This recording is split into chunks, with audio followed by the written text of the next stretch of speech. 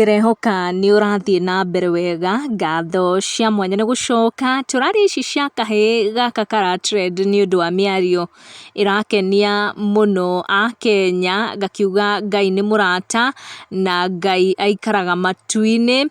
Riu kena utonga wa 300,000 thutha wako gutugwo na nigukorwo ngikumenyithia no akorwo agikanengereria 300,000 na ndeto cia kinya atia hau kumaga video kanjia go trend thutha wa kahe kau karetwo Maina gutamba ni undu wa ga video ka rekordirwo hindi ya Christmas. Karagu Muraya na Muthee Kiengei ni makoretwo makirekereria ndumiriri mwanya ciegie kahuni kau kuhitukira mutambo wake wa ukinyaniria. Karagu Muraya ugite ati kiroto giake gia guteithia Maina ni kihingite. Andika ndumiriri eno akiuga, last night as I was praying I asked God to show me a unique way on how I will support Maina and their family. To those who doubt power of prayers, let me tell you my friend, our God is so faithful and he hear all what we pray him. I have received a call from my great friend Mr. Naftali of properties who has promised to support the family with 300k on Monday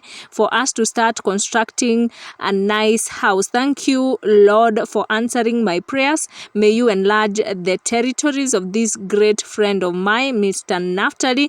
Na gakoro akira Naftali Ngai aromurathima. Ndumiriri iyo ni akorwo igikenya andu aingi muno, na Karagu ni akorwo akiongerera ndumiriri iyo akiuga in every family ni gukoragwo na kana karia gakoragwo gakibreak minyororo ya poverty. Akiuga nyina Maina ena ciana 11 na kahe gaka ni gagukorwo gagitumira tu kaundu kanini gukorwo gakirehe kindu kiega kana kaundu gagukorwo gagiteithia mucii wao.